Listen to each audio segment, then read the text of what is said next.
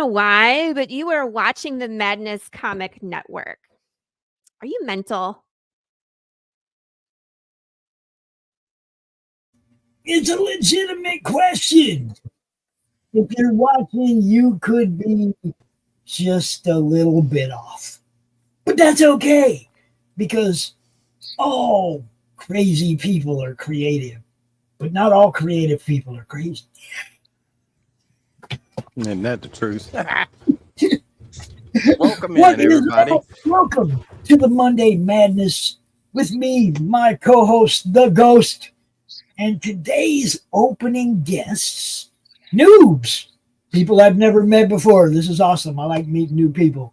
So we have Shawn McBee, and I'm not even I'm just going to go with Mr. Jankowski, and that's not going to butcher dude's name. Not going to do it. Here's to the crazy ones. Yes, crazy ones are everywhere. You got to be a little bit crazy to want to try and sell comics to people. I'm just saying. Are you feeling me, Shawn? Oh, yeah. I mean, everything I do is grounded in some level of crazy. Yes, that's what I wanted to hear. Welcome to the show. Welcome to the network. What we do is try to get eyes on what you do.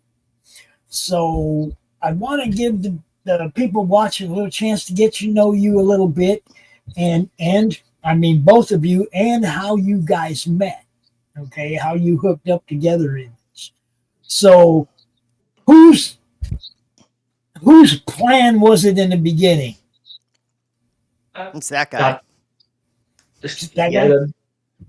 That was my plan. and so what possessed you to write a story and want to go find somebody to make a comic book? But that's a very good question. I don't know. I just felt like he's just a little crazy. Cool. Okay, so give us a little bit of how'd you guys meet, and how'd you talk Shawn into being part of your story? So we met on a Discord server for a DC Multiverse Wiki. Okay. The guys who ran it were begging Shawn to join. And we talked privately. I asked him for advice on some stuff regarding to a Bible for a TV series, because he wrote a Bible for Stargirl, and just to have someone who knows how this stuff go to help me. Nothing came out of that. And later on, I had that. I just asked him if he would be up to write a comic book with me, and I presented him with 2 ideas, and we went with Westron. So what happened with you, Shawn? He shows you this, he gives you this idea, or shows you this idea that he has, and you went, oh, hell yeah, I'm down. What'd you do? Well, How'd you react? I had just come off of working on Stargirl, the DC TV show. Really? I worked with the writers. I made the series Bible for the writers' room. So I worked. I actually closely. liked that show. I really did like that show. It's a pretty good show. Yeah, it's one of my all-time favorite shows. Just regardless of me working on it, and I worked on all 3 seasons.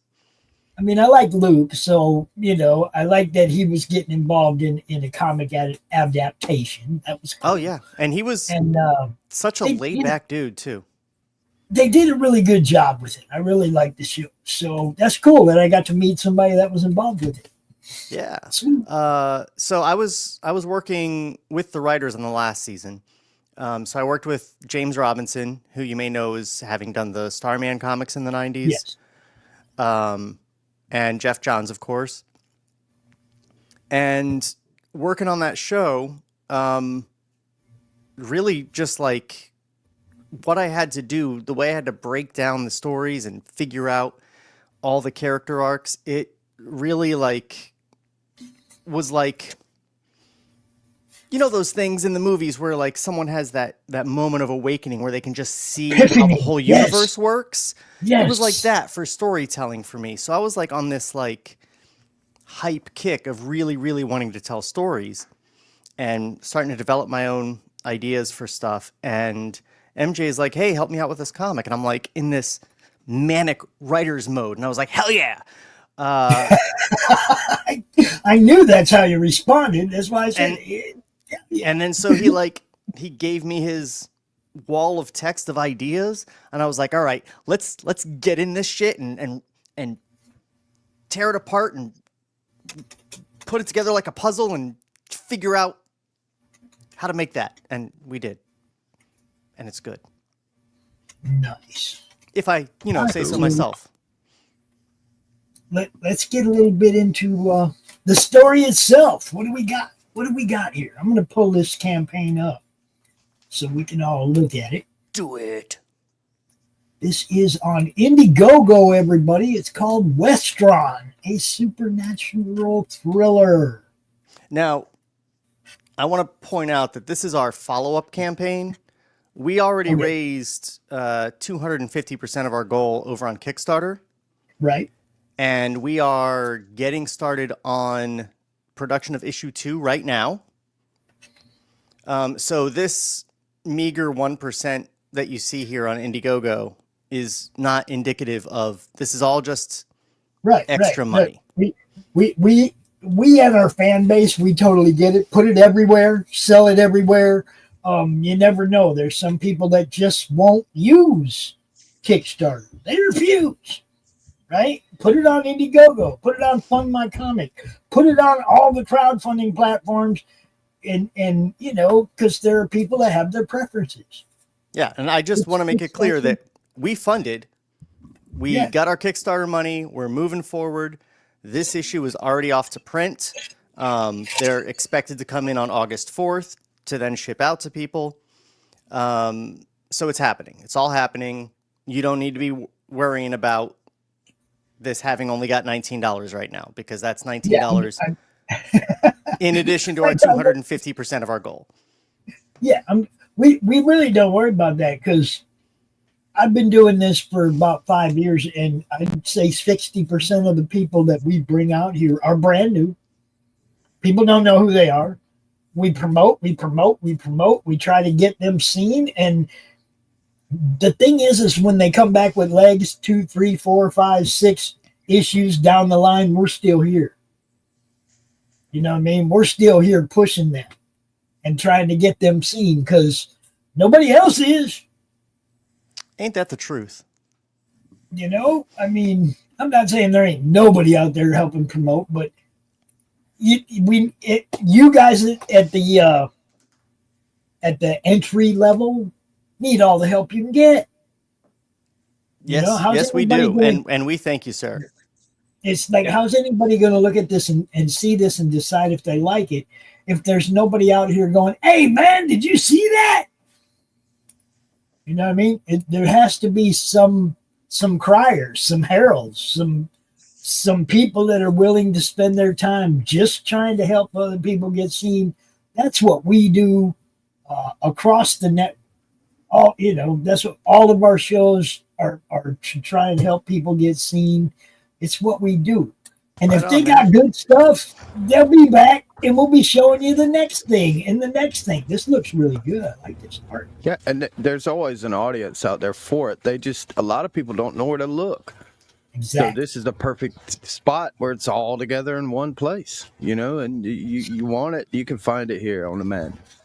Let's take a look at this trailer, and then we talk about it. Sure.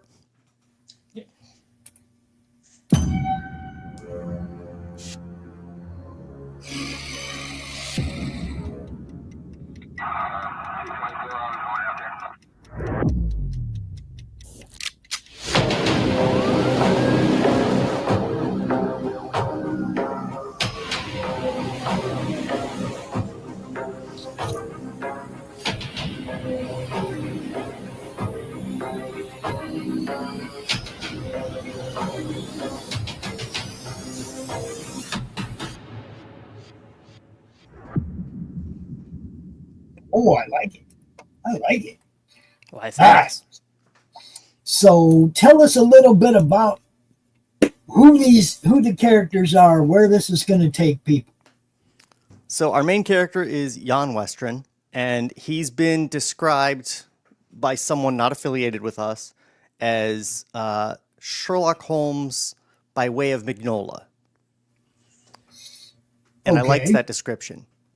He's he's your classic Holmesian sort of detective with an eidetic memory who solves mysteries, but the mysteries that we're opting to tell are ones that involve horrific creatures from Slavic and other mythology. Nice. Okay, so it says here there are 2 art styles. Yeah. So our story takes place in 2 time periods. So the case that he's investigating in our main story reminds him of the first time that he faced a similar case when he was 15 years old. And so we tell that in a flashback story, and the 2 stories sort of parallel each other and go along and tie through. And that's going to be our way of doing it for the entirety of the series. That's our format.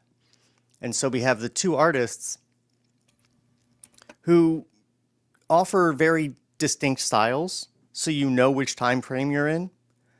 But as you can see here on what's on the screen, we've got them working together to sort of give us symmetry and mirror certain moments and give it an overall cohesive feeling. I like it. I like this. I've had some other people that have done different things where, like, they'll have full color for present tense, and then they'll have some black and white pages that are things that happened in the past. Like differentiating, you know what I mean? And this reminds me of that, where you have the 2 different art styles. Okay, so this guy right here, give us his, from his point of view, what's he dealing with in life? Well, basically, our story opens with your classic, like, Freak of the Week kind of teaser opening, like you'd get at the beginning of an episode of Supernatural or The X-Files, where these 2 girls are going through the woods at night, and something terrible befalls them. And 3 days later, the body of one of them is found, the other is missing, and because the clock is ticking on this case, the police call in Jan Westren to help solve the case because they have no leads. And he's trying to solve this case, which reminds him of a friend of his that died when he was a teenager, and he failed her, so he's motivated to solve this case in a happier way than the case when he was a kid. And it's a story of redemption for him in that way. Nice. I like it. Okay, so I'm kind of going to roll down through the perks as well, or the tiers as well, as we look at stuff. The first cover of this one is your physical, your cover A. You can get digital copies of this book for $7. Physical cover A is $10 for this one. The Matthias Di Vincenzo. I hope I did that right. I think that's pretty close. All right, we got his cover B for $13. And Azamu. I don't know. Azamu, you got that right. Azamo. But good looking stuff, man. And then the physical D, the not safe for work. The little, everybody gotta have a little bit. You know, it's true. Titties sell comics, but we're not gonna just sell out and be like, "Hey, here's some titty." Like, it has to still be creepy and weird, and so and this, it has to fit in the story, right? Yeah, you want it. It has to fit in the story. There has to be a reason for it. It's not just there. right? Right. Unlike Like I had a friend. unlike 80% of the comic book Kickstarters out there. You know, Yeah, I got a friend that's doing his thing, and he's like, man, every dude's just boobies, 15,000. It's like my stuff has so much more lore and history and everything behind it, and I did this, and I was like, so maybe we need to do a little tastefully expose a boob every now and then, like a werewolf rips the clothing on that. It's just, hey, it hooked the clothing, and it's not sexual or anything like that. It's just, okay, there's your boobies, people. well, the best thing about this is this photographer, Erin Thul, she is also Polish, and her work is all based on the same sort of Polish mythology that inspires our comic. Nice. So we'll probably keep using her going forward because her photography is absolutely amazing. And I was a fan of hers before I asked her to do this, and we're really happy that she was willing to do that. And this is a It's photo she actually already a cool had. cover too. I mean, just the hands covered with blood and everything. It's a cool ass cover for a horror book, Yeah, I absolutely love it. And I think in the future we'll have her actually do custom photos just for our not safe for work covers. Do promotional videos, little short promos for you. Those things are, dude. They're golden when you can get them a little short out in front of people. It's golden, man.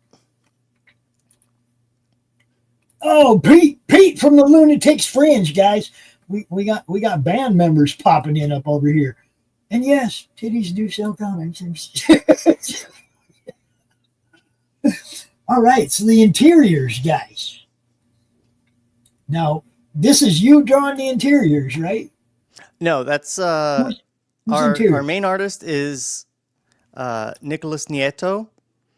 Okay. And then our secondary artist is Mateus De Vincenzo. Okay. MJ and I are just the word guys.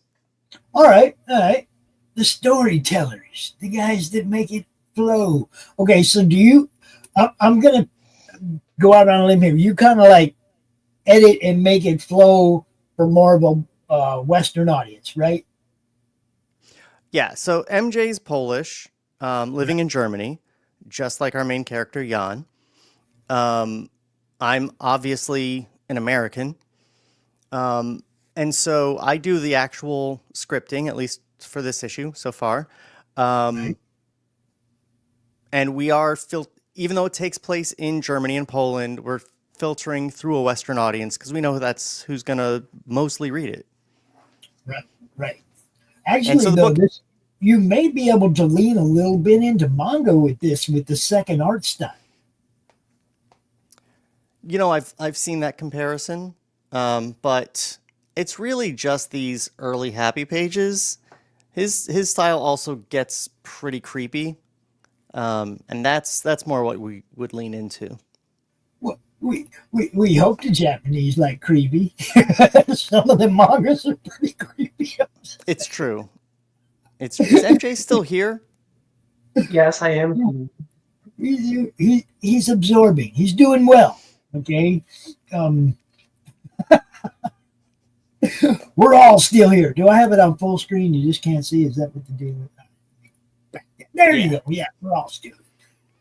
Okay, so Carrie wants the non-boob pitch, and there's not actually even any boobs in the comic. It's just that cover, and it's more about loving her art and where it's coming from than the boobs. But you know, this book's for people who like horror and mysteries and thrillers, and I think we're gonna deliver on all of those. Carrie is definitely a horror fan. Don't tell her I said that. She just makes fun of the way I say horror. And so she only brings it up because she wants to make fun of me. We love Carrie. She's good people. She's a super backer, man. She backs up a lot of stuff. All right, so after the not safe for work, you have the cover bundle where you can get the first three for $30 right there. You see in the interior art, the stuff looks good. Yeah. Cover bundle safe for work. Get your face in the comic for $100. You don't get to say nothing though. But you can also get your face in the comic and say something. It's I true. Like it. I like it. Do they ship worldwide? Question. Yes, we do. Sounds like a seal. See, she just wants to make fun of me, That's all she ever did. And yes, see, my channel makes her purse cry. You know why? She backs stuff when she sees stuff she likes. Everybody's kind of person. Yeah, when you see stuff you like, just back it, Back it. I mean, I've backed a lot of comics myself, and it sort of influenced how we went about this because, like, I've got stuff that I backed 2 years ago that I still haven't seen because they're still making it. But we decided to go ahead and make this upfront, out of pocket, so that we could run the campaign and then quickly print and ship. So It's off to print. There's no question as to whether people will get this and in a timely fashion. And literally, as soon as I end this call with you guys, MJ and I are jumping on with our artists, and we're going to discuss number 2, which is fully scripted. I just have to throw some reference photos in the script and get them going. And I'm looking at this last tier right here, guys. See this? Fund issue 2 for $5K. You can be the guy that makes issue 2 happen right now on the issue 1 catch-up campaign. That's cool. Yeah, good idea. Because look, if someone out there has a lot of disposable income and very poor impulse control, I got to have a tier for them, right? We're not going to depend on it, but... And after, and when that one guy does come in and go, hell yeah, I'm going to help these guys. I like issue 1 so much, I'm going to help them do issue 2, and they fund it. Then you tell them about me, and you say, hey, man, those guys are trying to take their network to Roku. They could use some money. Yeah, there you go. Send them my way. And that wasn't just a pie in the sky thing. I backed a comic, and it didn't look like it was going to fund. And on the last day, yes, he sent out a message going like, we made it, I guess? Question mark. Because someone bought his $7,500 tier at the last second. Wow. And then he waited for the money to go through. He's like, I'm looking into this. I don't know if this is real, so I'm holding my breath. But it went through. Someone gave the dude $7,500 to fully fund his comic. So I was like, I mean, why not have that on there? Carrie said she feels targeted. She has poor impulse control. Hey, so do I. Yeah. I don't think you make a comic book if you don't have poor impulse control. Well, I mean, there was times, I'm not going to say I haven't bought comics with bad impulse control, but most of the time I'm pretty good about the ones that I buy. I'm a collector. I'm pretty picky. If it's not something I need or want, I probably don't care, But then I started doing this indie comic thing. And I want everybody's number 1 because you never know who's going to be the next big thing, right? Oh, that's true. Yeah, I'm getting all the covers. I'm getting them graded as soon as they come in the mail. Yeah. Just in case. If this takes off. Now, see, this is another thing. Some people offer that in their campaign where they'll go ahead and just send a couple off to get graded, and they'll put one on their campaign. The only one you can get, first one ever graded, whatever, you know what I mean? And they sell it, then they sell them that way as a tier. Yeah, I've seen it. We opted not to go that way, but there's always the next campaign. There are so many things you can do. So many things. We have a friend, Lori Calcaterra, Path of the Pale Rider. if you've not seen her campaign, and you just go look at her campaign, and you look at all the stuff that she's done, she's on her 7th book, right? There's video lore, there's choose your own adventure lore, there is just tons of stuff that she's done over 7 issues or over 6 issues that it's just amazing. All the different types of things you can buy, pops, everything, man. She went all out, right? You can get anything on her campaign. It's crazy. I love it. She does wooden covers. Wooden You've seen metal covers. covers. Have you ever seen a wood burned cover? I have not. That's awesome. No, she does that. Oh, it's fancy, bro. It's fancy. She does great work too. Done. I've got her thing up right here. I'm going to look at it when we're off the call Yeah, and when I'm dude. done with my Look, artist. you can definitely get some ideas from Lori for different things. She does scratch and sniff stickers, all kinds of stuff, bro. Oh, no one wants scratch and sniff stickers from us. There's nothing in our Oh. comic you want to smell. Yeah, well, see, we thought the same thing with hers because her story is about death being broken and everything decays, just decays away. Like you can get shot in the head and still be walking around with the brain. You're just because the dead don't die. Nothing dies. Gross. It's a crazy concept, man. But she has a zombie stink scratch and sniff sticker. Awesome. What do you dig that. think zombie flesh smells like? I don't want to know.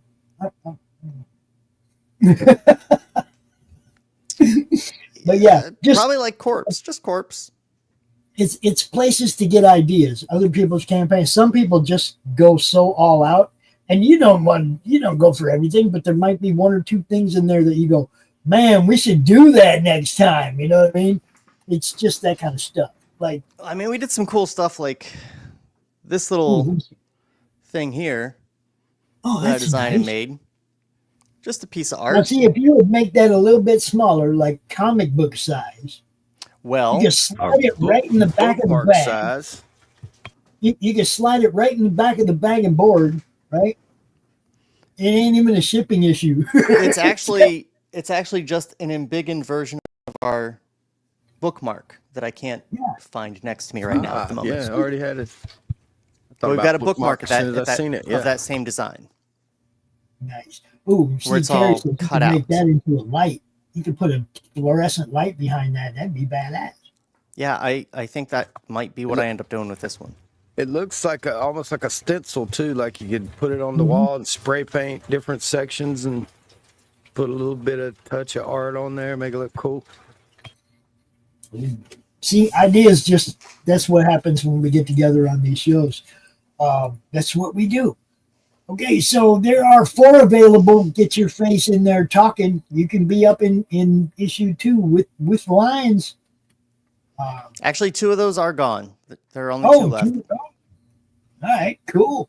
See, people are behind it, guys. So if people are getting behind it, and they were gone from the Kickstarter campaign, right? Correct. So there's still 2 more available, and that's cool. That's cool.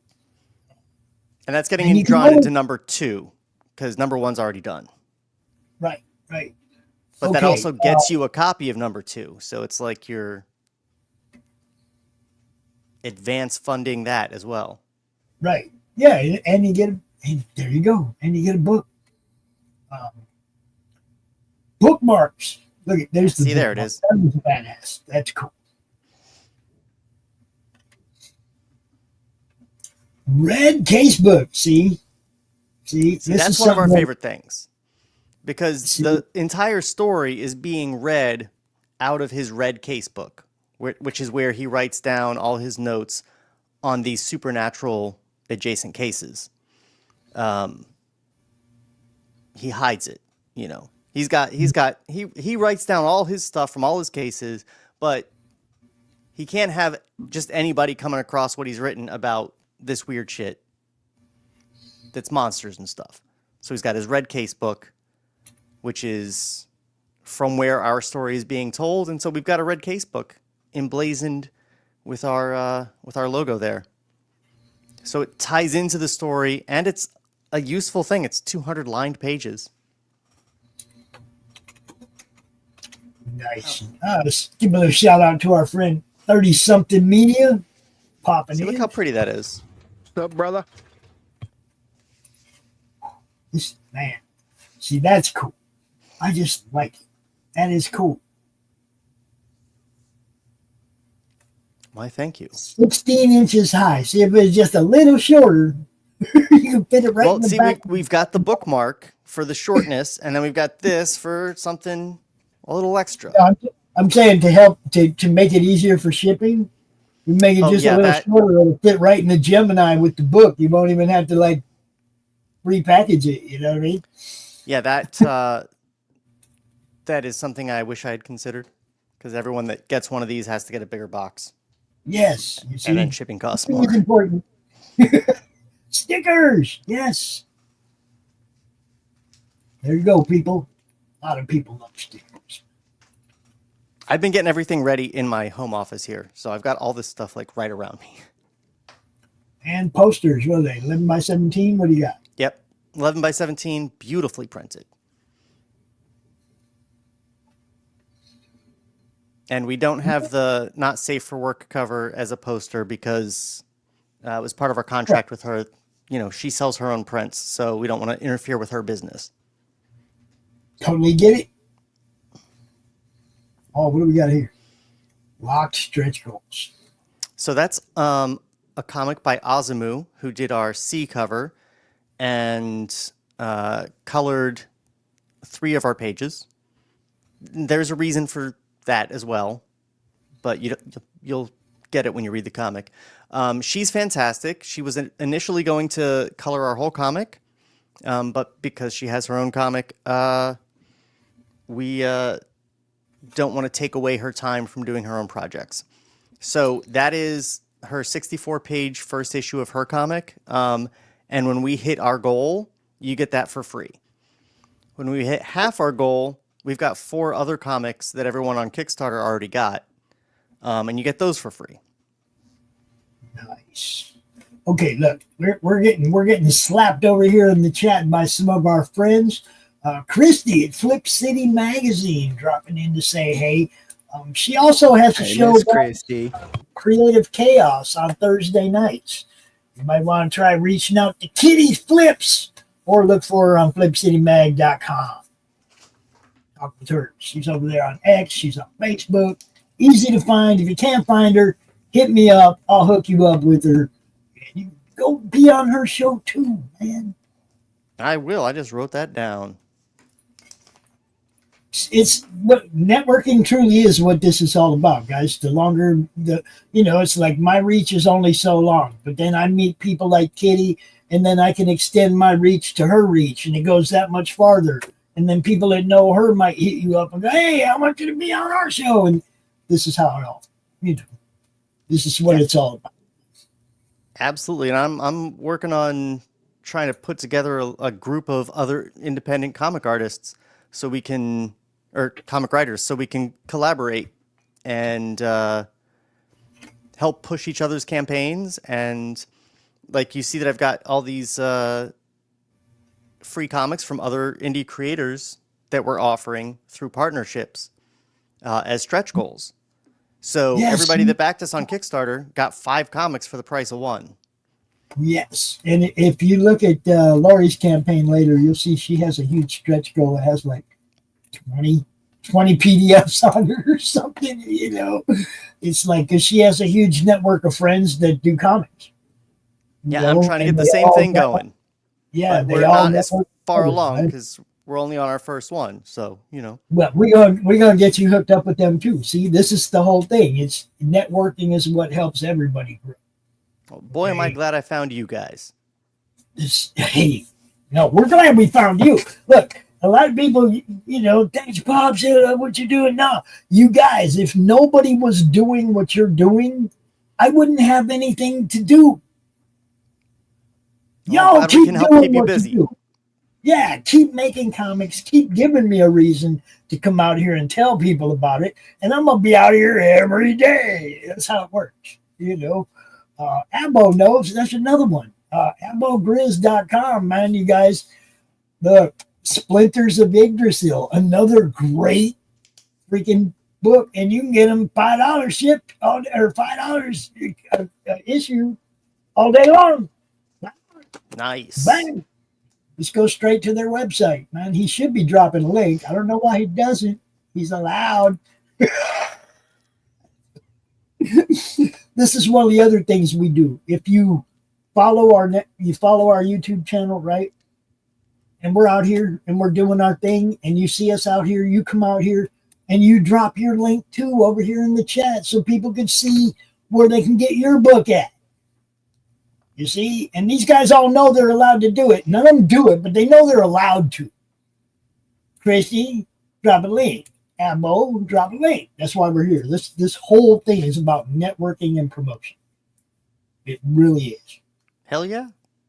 Yeah, see, because we're the worst promoters. AmboGrizz.com. Go check it out. And just go. I mean, look, I get it. I spent the last like 4 years just slowly backing away from all social media, like Homer into the bushes. Right. And then I got to launch a comic, and I'm like, ah, shit. What did I do? Yeah, it's like you kind of need that platform to launch awareness from, yeah, some marketing teams are horrific. But look, that's why we do what we do. There you go, Brave Wolf. There you go. Yeah, somebody dropped a link. That's what you do. And that really is. It doesn't matter if we're watching a movie or whatever kind of show we're doing. We still encourage people to come in and get known. Show up in the chat. Say hi. Get people to know who you are. Become one of the guys.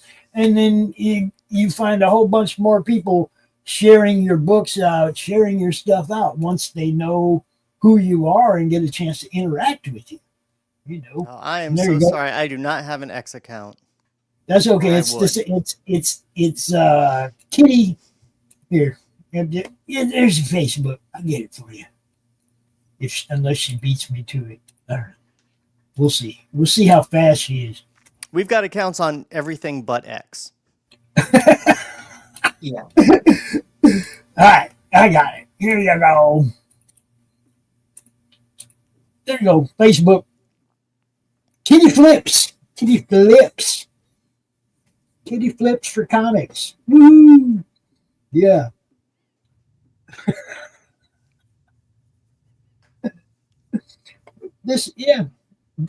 On Tinder even, huh?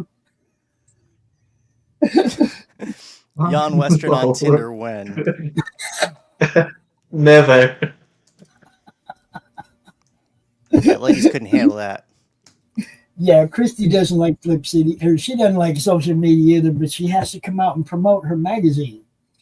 So she has a show of her own that came to the network last year, and love interacting with her and everything she does. She actually collaborates with us in a monthly draw or quarterly drawstring for her magazine, where artists come in and draw something themed that she poses for them, that she puts out there, draw this, and they all draw it, and they are in a contest in her magazine. All the stuff gets published. People vote on a winner. There's prizes. It's cool. Nice. So, and her magazine is like the Mad magazine of now. It is satire. It is film adaptive satire, current event adaptive satire. It's hilarious. Good stuff. She's been doing it for about 5-6 years now, quarterly, and it's a great magazine. Check it out. Yeah. What's up, Chris? That's our next guest right there. He'll be coming in here in a little bit. Infinite Tales. Nice. Nice. What kind of post? I knew you were going to take that wrong. I knew you were going to be the one, Albert. I knew it. All right, so look, we got a few minutes left. If there's really something you were going to say to people to get them to buy your book, it's like, give me your hard sell, man. Give me your Comic-Con pitch. The guy's across the table. He's going to walk in a minute unless you get his attention. What you got? Look, You like horror? You like mystery? This is going to do it for you. Like, it's going to ring the bells. And don't take my word for it. If you look at our campaign, we've got several completely independent reviewers leaving their thoughts on it. Have yet to hear a bad thing. James Robinson, legendary comic writer, has incredibly nice things to say about it. Also, Jack Pendarvis, who you may not have heard of, but dude wrote most of Adventure Time, and he liked it. So, I mean, if you don't like it, you're on the outs with like the wrong people, you know? No. Look, it's okay to not like something, but it's never okay to act like it doesn't exist or that it doesn't deserve to be promoted just as much as the thing you're working on. Okay. This stuff is all subjective. Some people are gonna like it, some people ain't gonna like it. That doesn't mean you don't hit that share button, because one of your friends might really like this, even though I don't care, right? It's but true. And you know, I have if someone doesn't like this, I want them to let us know as well, because it's not about blowing our own horn or having a big ego. It's about telling the best story we can. And isn't that a thing with artists, you know, especially when you know what you got's pretty good. It's always good to have the negative feedback, like, hey, this or that, you know, maybe not public, but privately at least, you know, give me what I'm doing wrong. What am I doing wrong? Nobody's willing to do it. They will hurt your feelings and the feels. So that's where good friends and good communities come from. They'll help you out. You know, they'll tell you the truth, you know, if it's great, you know, or if it sucks, for real, they'll tell you. So that's what's great about having a community like this. Carrie says that she's going to need to hear Ghost Pepper read the story summary to really sell. Oh, God. So. You got it? Hold on, I got to make it bigger. Oh.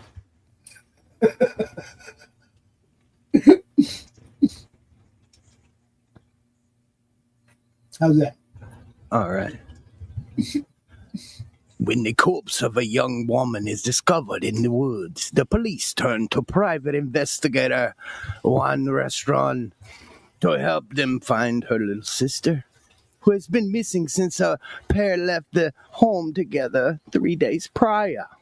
Weston's investigation turns up troubling evidence that points to a deeper mystery and a terrifying culprit.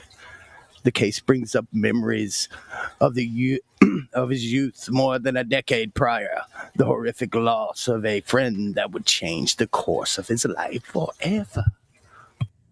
Forever. There you go, Carrie. There you go. You got it? You good? All right. One thing that I always like to make sure, look, this is something that's very important to me. I never want one of my guests to leave thinking, man, I didn't get to tell them about that. I didn't get to say this. I wish I'd have said that. I'm going to give you guys each the podium in case there's something we didn't talk about that you want to cover. So whichever one wants to go first, you guys got the podium. Man, you know, honestly, I think we covered things pretty well. I just really want to hammer home that it's not a one and done. It's a story that's continuing. We've funded the art for number 2. It's getting in progress very shortly. And we're going to move forward. We're going to have the number 2 campaign up soon for like a pre-launch. And we'll keep posting updates of the progress of number 2 as we go along, and hopefully build up some more momentum. Cool. Yeah. This one has 17 days to go, guys. It's Indiegogo. Go over there, check it out. But be reminded, this already funded on Kickstarter. It is already going to print. It is going to be shipped out. This is just kind of like hey, you people at Indiegogo, just in case, get it. All right.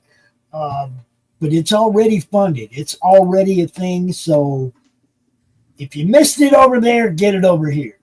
Yes, sir. Just like that. And everyone, be sure to smash the like button and back this great comic. For sure.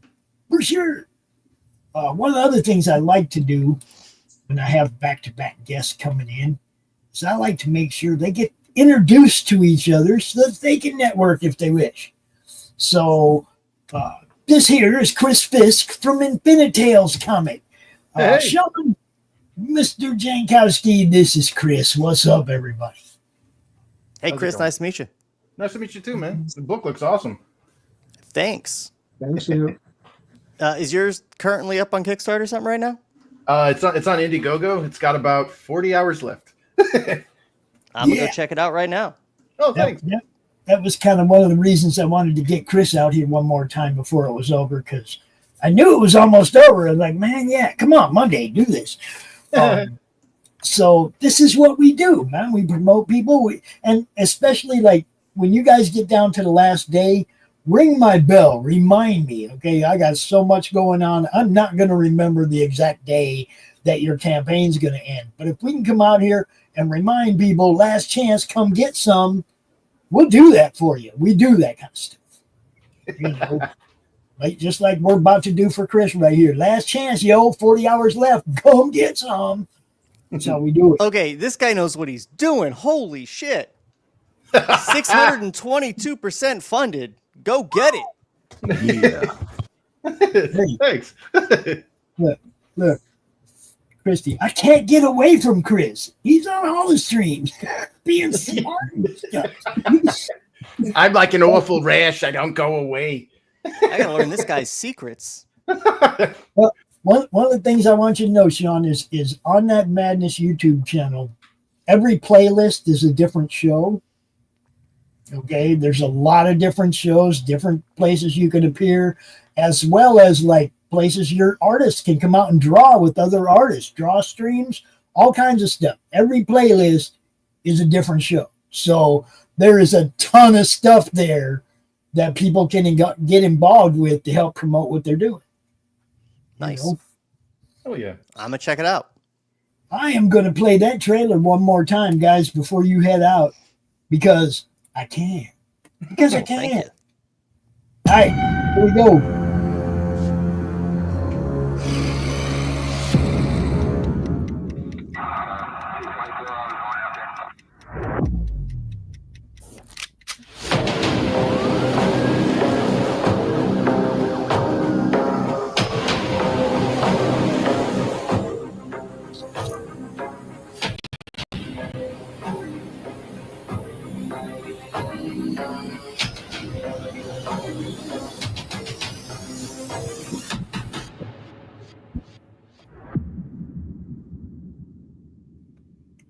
Yeah, there you go. There you have it.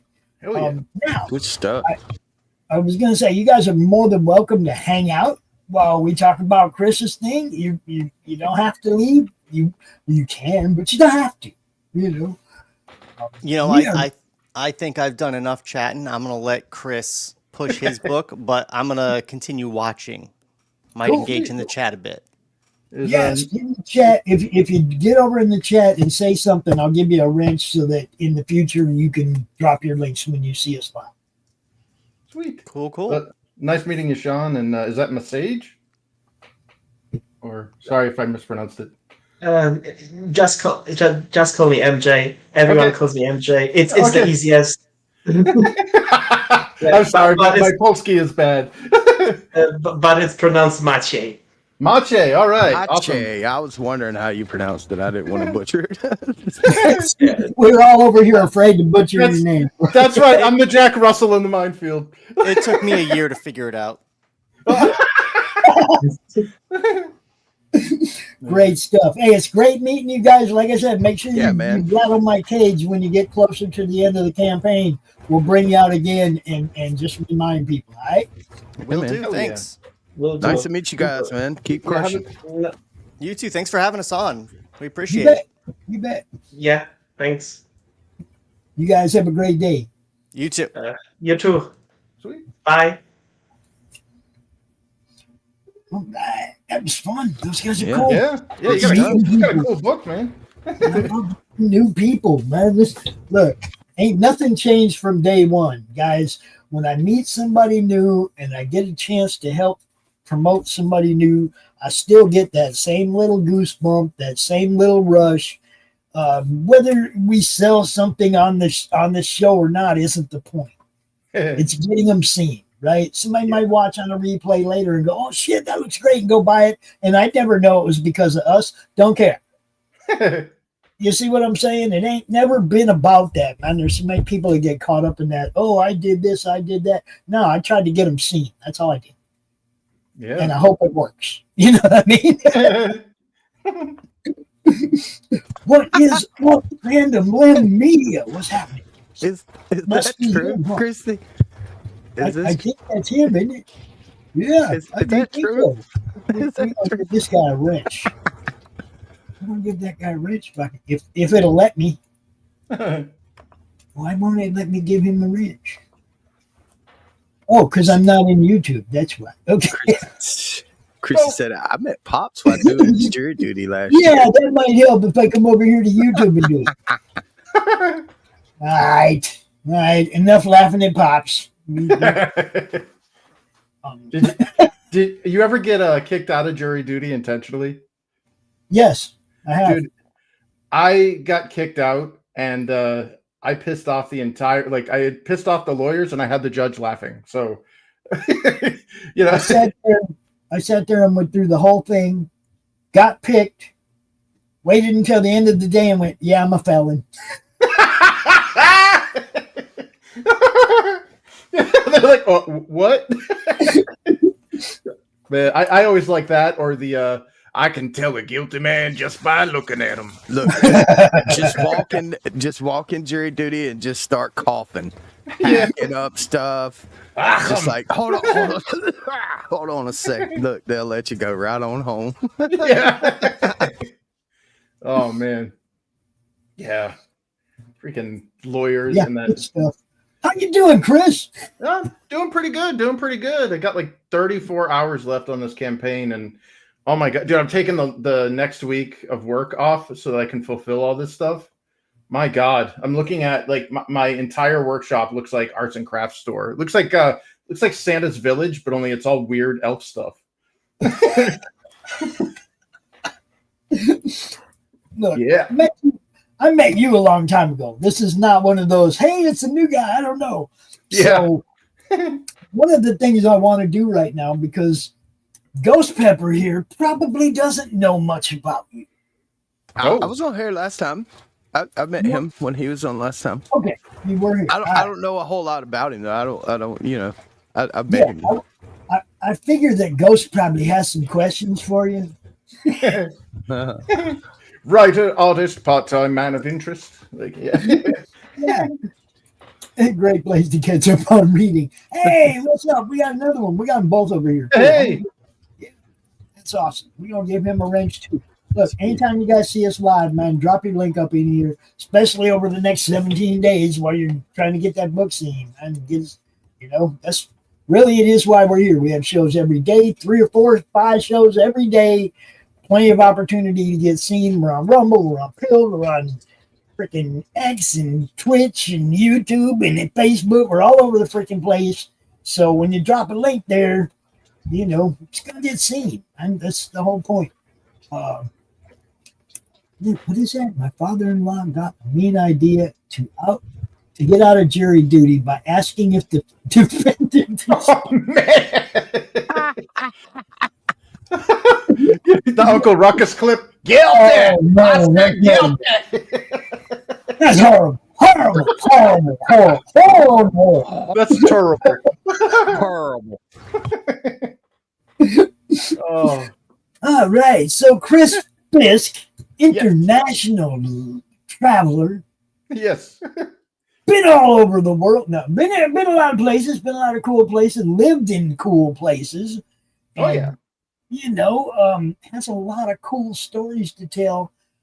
I'm not going to chew this all up by cracking jokes and having a good time. I want you to really give your pitch today, bro. Tell these people why they should buy your book. Sure. Yeah. The Infinite Tale Chronicles series started off back in the 90s. God, I started this as like a dyslexic 12-year-old. It was originally based off of a tabletop role-playing game that I had developed. After about 20 years or 30 years of it in storage, traveling around the world, Japan, Australia, various parts of California. They finally returned back to their roots in New England here. And yeah, I was originally a video game designer, various roles. And after I left that industry, because after anybody that's paying attention to that industry knows probably why I left, got tired of chasing my meal, got tired of the fact that my employment was measured in months. So I ended up switching careers into my 40s and went into cybersecurity. But I found, as much as I love cybersecurity, it's great. It's a great field. I got creatively constipated. It's the idea of like when I worked in video games, I was doing really cool things that were like, hitting the right side of the brain. And cybersecurity is very left side of the brain. You can't BS around it. And I wanted to do something creative. Initially, I wanted to, stupid me thought I could leverage like basically the entire tabletop role-playing game on its own with no experience with crowdfunding or anything, and just throw it out there for crowdfunding. And one of my engineering friends that worked over at Blizzard were looking at some of the competition there and realized how stiff it was and went, holy crap, this market's going to destroy me. What could we do to make this property, this brand, a little more appealing? And that was when he had suggested, well, why don't you make like, I don't know, get some movies or something, do something like a book or something. So I took some screenwriting courses, and I thought I could make a movie or a series and pitch it. And I went down to Boston, and you remember that whole Project Greenlight thing? Well, I was a loser in that. So, they basically told me no production house would ever touch Infinite Tale because it's the budget would be insane. We're talking Lord of the Rings, probably around that size. And I'm a nerd. Like I wasn't grounded at the time. I didn't realize how the business side of Hollywood worked or movies or anything. And they're like, maybe you should try animation or something. And I'm like, you know what? I'm going to be working for an idiot my entire life unless I work for myself. So I'll do it myself. And that was a bad move because I grabbed Toon Boom. I grabbed, what was it? Flash. I tried all this stuff. And then I realized I lacked the wherewithal to make an animated series. Like I could see it in my mind. I could see the screenplay. The script was fine, but that art and that animation was garbage. So, the next idea was, well, if we can't do animations, what could we do? How about we do a novel? And I'm like, prose writing. Okay. I don't know if there's a market for it. I don't know. I mean, this would be my first time making a novel. I don't know. I've got all these notes. I've got reams and reams of notes. I got folders full of women. I got all that stuff. And we ended up looking at comics. And I didn't know the first thing about comics. Or I knew that I liked them, and I knew that I read them. Like I started reading comics, back in our way, like the 80s with Meta Harlon and was it Obelix or Asterix and Obelix and Le Schtroumpfs and all that stuff in French class. So that was kind of my foray into it, and then I got into the more adult stuff with Quadrant and Druna and all that, and all that stuff, ElfQuest. And finally, I got into the Western capes and tights stuff. Like to this day, I still think that The Killing Joke is one of the best books on Batman, period. Like there's a lot of great stories, but I think that one's my favorite by far. But yeah, so I liked comics, but I didn't know how to make them. So I reached out to a guy in California, and he had a business, High Concept Media Properties, HCPMP. You see what Abo said right here, Chris? What's up? You see what Abo Grizzly said right here? yeah. Even when you work for yourself, you'll still find yourself working under an idiot. Speaking from experience. At least I can blame myself for the stupidity. At least I can look at the mirror and go, God, you're a dumb fuck. That inner rage is what fuels my creativity. But great stuff. So this guy Zen over at High Concept Media Property, he helped me. He looked at my script and went, it was all in screenplay format, and went, no comic artist would ever touch this. So it took us about a year to kind of fix it, so that it was in a state that comic artists could use it. And I learned all about comic book scripting, all that stuff. Even kind of started doing a little bit of lettering. And we ended up getting the first book out in 2021. So Infinitale Chronicles, which was the chronicled game sessions of that RPG that I had started way back in the early 90s when I was 12. So these are all of the adventures that were recorded at the Pelham Public Library in Pelham, New Hampshire. And we basically made a decent story out of it. Infinitale was a role-playing game that didn't want to rip off Dungeons and Dragons or Lord of the Rings or be a rip-off of a rip-off. So I started looking at other avenues for what I could make the role-playing game kind of a little more unique. So it has like some interesting story mechanics. It has the 3 pillars, puzzles, combat, and story, and you can tweak the dials as to which ones you want more of or less of. And I'm going to yell at you now, right? What's up? I'm going to yell at you now, right? What's that? How come we don't have an Infinitales game stream on the Madness Network? We got Slaughterville, we got D&D. We're missing one somehow. I don't understand. Anytime you want to run a live game stream on the network, hit me up. We got you, bro. You want to show people the actual game itself, live play? We got you. Oh, thanks, man. Yeah, I've been beta testing over the years, and again, it was developed in the 90s from some teenager and young 20-something, and it obviously needs some love. It's been tweaked here and there. We've gone through a lot of editing. Hell, I even picked the brains of Blackwell Games. You remember Horde Wars? I don't know if you're familiar with that, but Horde Wars is a pretty badass role-playing game system, and its creator took the time to help give me some pointers. So I much appreciated that. We've been playing Slaughterville, Chris's game through Roll20. He just adapted it. We play. Nice.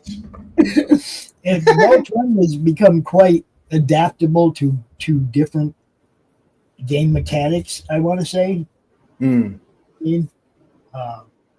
We've been having a lot of fun, though. So, like I said, anytime, man, you feel like you just want to come out and beta test it, game test it, whatever. Yeah, thanks. Yeah, I definitely want to get it in a better state before I bring it to the public, because you know what they say about first impressions, you only get one. They're like, wow, this is crap. This really needs to be fixed. That's the cool thing, though. We have like experienced GMs and people that create their own role-playing games for you to bounce your bounce off when we test it. Like actual people that have some background in it. Hell yeah, that's the thing that I've noticed. I mean, like I was a game designer for over a decade in video games, and some of the best game design ideas that we got were off the cuff what ifs from people outside of the game design bullpen. When we were doing play testing, and they're like, "Hey, what if we did this?" Or, "Hey, yeah, that's cool."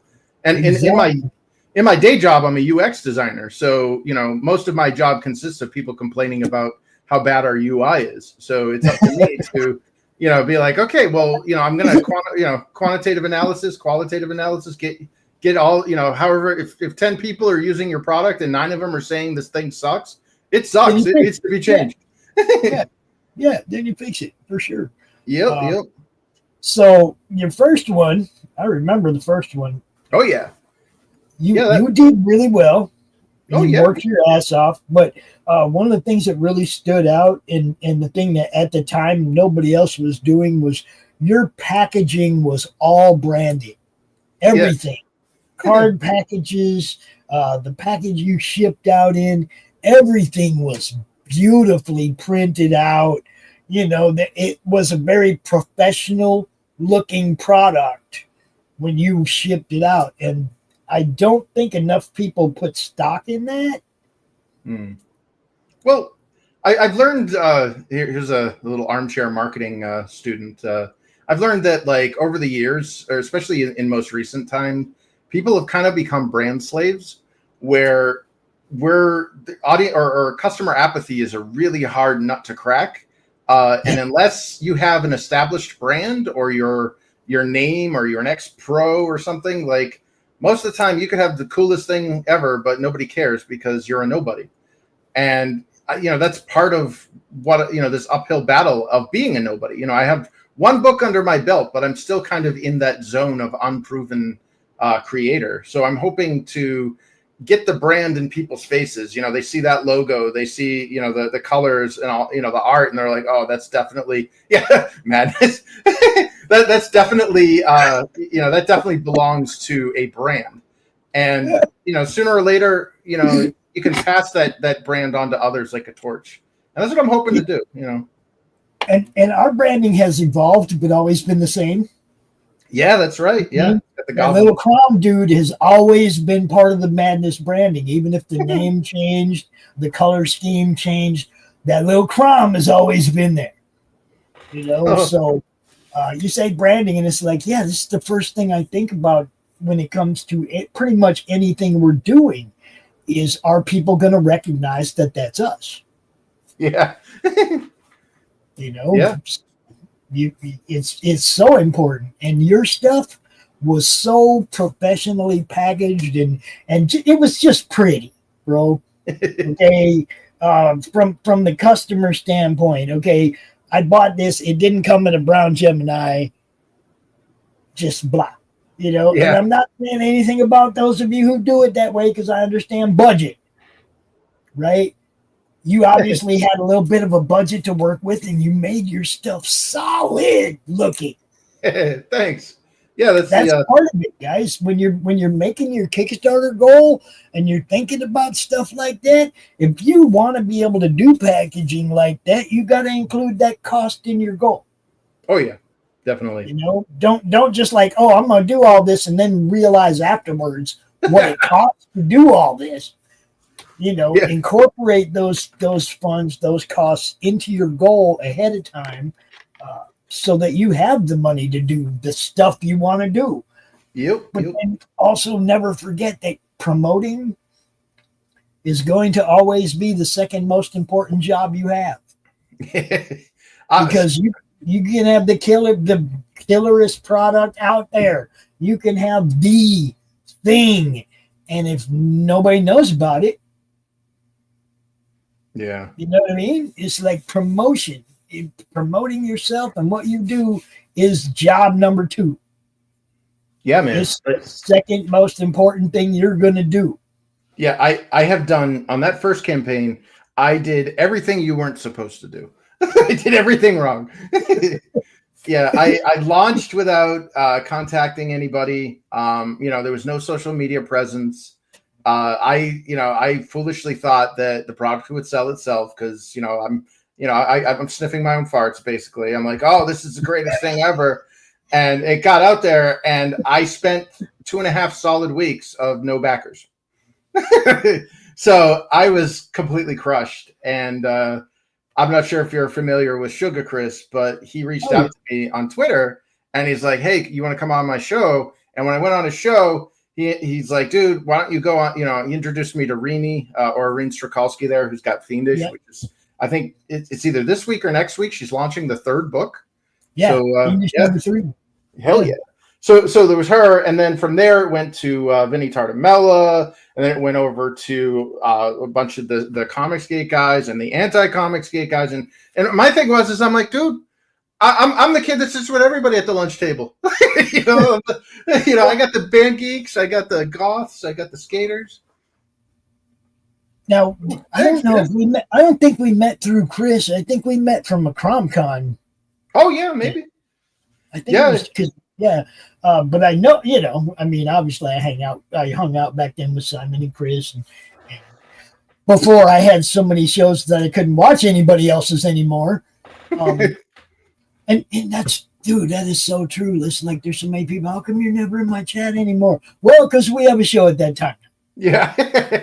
There's only so many hours in a day. I'm over here producing or whatever, but it doesn't mean I don't care, and I still want to, I jump in when I can in people's shows, but man, I just don't have the time to watch anymore.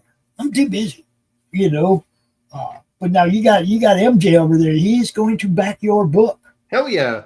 And yeah, dude, We got digital editions, so if you don't want to deal with the insane shipping, the PDFs are like $5 a pop, or if you get the deluxe edition, you get all 3 of them for $12. Great deal. Oh yeah, that was the other thing, guys. The deal of the year is on this campaign. I forgot to clarify that. Which one is it? It's $14 for the cards and the book. Yep. There you go. Right there. Now this is the manga edition, guys. Okay, the manga edition. But yeah, well, $14, 200 pages. Yeah. Well, just to give a little insight to people who aren't familiar with the manga edition, there's actually 3 editions on this book. Like, you've heard of variant covers. I got variant books. I've got the standard edition, which was done by the first team that made the original team that made the first book. I have an alternate edition, which is more of a storybook style, bande dessinée, like painterly style, done by a husband and wife team, Barbusco Studios. So it's the same script, same story, same 120 pages, but it's a completely different artistic vision of the story. And then finally, the manga edition, which is books 1 and 2 in black and white in a manga format, so you have to read it right to left. Now, the reason I tell you guys this is the best deal on this campaign is because this campaign is funded, so stretch goals are in play. Right? Oh yeah. Okay. Where are my stretch goals? How freaking far down here do I gotta go to find stretch goals, man? It keeps going and going and going. Here we go. Now look, well, you see. So you back this tier right here, $14. You get the manga book, you get a pack of cards, and then you come over here. And with the backing of a physical book perk, what is all this stuff? You get the 2-sided bookmark. You get a black and white preview of book 3. Yeah, 40 pages. Yep. 40 pages. You get the free mini art book. Oh yeah. And running up close on the standardized sized art book right now. Yep. Okay. Running up close on that one. But you get all this stuff already. So you get the art book, the 40-page preview. You get the 120 pages over here that's in the actual book. You get a pack of cards. You get a bookmark. All this stuff, man, for $14. Oh yeah. Ships worldwide. $14. And if you back digitally, you'll get the book 3 preview in a digital format as well. So you'll get an additional PDF. So which art style what are the cards? Let me go find them on here. We got example. Yeah. And if you're wondering about the styles, I made little book plates with a button you can click, and there's a free 15-page or like 13-page preview of each of the books. So there's no mystery as to what the interior art and everything looks like. But just above that, you should find the cards. So those are the hollow foil cards. There's a bonus, but it's actually the collection of cards above it, which are those are the cards that are in the pack. So those 10 cards are guaranteed in the pack, and there is a possibility. There's a possibility that one of these 10 cards, it's a hollow foil card, might also be included in that pack. But if you back the bundle, you are guaranteed to get at least one hollow foil card. See that? The bundle. Get the box. $14, guys. You get 3 different books and, a pack of cards. Man, but I like deals. I like when somebody comes out and they're actually giving you a bang for your buck. Right? Oh, yeah. $14 for 120 pages is already bang for your buck. Yeah. You hear me talking? $14. That's already a freaking great deal. So if you're not jumping here, man, guys, come on. Y'all should be. Yeah, the reason why there's 3 editions is because I send a survey after when the campaign gets backed. Inside the package, you'll actually get a nice little survey card that you can scan in and take the digital survey, and you can anonymously leave your input about the book. Did it suck? What sucked about it, or what was great? What do you want to see more of? All that stuff, because when I'm asking people for money, I'm not making a product for me, I'm making it for them. So I want to Right. give customers more what they want, and I don't want to waste my own resources on things that customers don't want.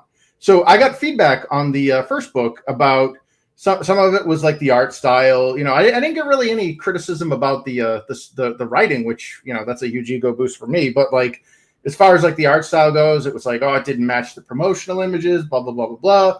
So I had a conversation with the original art team, and they're like, okay, we'll you know, update our stuff to match the promotional stuff better. And they ended up getting involved in other projects. So it took a long time, and I was like, crap, I'm going to go talk to another art team. The other art team, the Barbuscos, they basically, they're like, yeah, we can bang this out. Sure. And I worked closely with them. We got the book out, and it was in their art style. So I gave art direction, and they matched the branding. So they looked at all of the promotional material and made sure that like Queen Aisling there, the white-haired elf chick, she has the right, you know, the right design, the right clothing, and all that. But it's in a more like storybook style. Like you can see it for yourself on the on this page if you scroll down to the story plates, and you can click to see the examples of interior pages. It gets you get a cool little flipping book too, and then you can just download the PDF from there, and you can see the 3 different styles. So yeah, and then as we can see here, I'm doing something very democratic, where whichever of the 3 editions gets backed the most, that will be the future of the series moving forward in terms of style. So yeah, those buttons, you can click them, and it will bring you to a flipping book page where you got this cool JavaScript thing where you can flip the book around and do whatever. Very reminiscent of like Mixam printing, and you can download the PDF from there. Very nice. Hell yeah. Dude. Okay, so Christy's having a little conversation with Abbo over the chat. I want to highlight this real quick. She said, branding is hard. She brands every single one of her guests on her show. She just has a hard time getting them to sit still and not scream and cry. Now, Shawn said he's doing Gemini mailers, but he's also going to glow them up and make it so opening it up is an on-brand experience. Hell yeah. Sweet. That's what I'm saying. That's what I'm talking about. Make it stand out, man. And Abbo says, no, Flip City, you just have to find the ones who are into it. Yeah. Why does this guest have a ball gag in his mouth? And oh my, she's blushing. You see what happens in our chat over here? This is how it goes. We have a good time. We want to have fun, guys. We want you to have fun when you're watching us, when we're bringing this stuff to you. We want you to go check it out. We want you to buy it and have fun reading it. Come out and tell everybody you had a good time. You got this book and you loved it. Go out and tell people about it. Yeah, you man. know what I mean? It's like the best salesman on earth to this day is still word of mouth. Yes. Yeah, professional reviewers, we all learned that in video games. Like, games journalism is just worthless, and it's more valuable to just, you know, if your friends are playing the game or reading the book or whatever, and they're like, yeah, that's a good one. Like, dude, that's how I got the Killing Joke. Yeah, and they tell each other. It's still king. Okay, so we use a different way to talk to each other. We use social media, but it's still, if I don't tell you I like this, you might never go look at it. You might see it, and I've never seen it before, and you might come to me and go, Pops, have you seen this? Yeah. But I mean, this is how it happens. I just Shawn today, first time we've had him on a show. Those guys, right? First time. All it took was me seeing somebody I never seen before. Oh, I got to get you on a show. Yeah, man. We got to get you out here and get you seen. And if everybody is sharing those links out, word of mouth, that's still word of mouth. Yeah, you're pushing a button, but you're still telling everybody this is something you think is worthy of their time. Yeah, and it doesn't cost anything to share a link. No, and it's no different than telling your friend, man, you know, did you see the new book? Did you see the new Flip City? Yeah. You know, and it's that simple, right? It's like, it doesn't matter if you're at the Little League baseball game talking to some other parent. It doesn't matter where you're at. It's still word of mouth. Doesn't matter if it's out here online. It doesn't matter if it's on a show. It's still us telling other people, go check this out. You might like this. It's cool. Yeah. You know.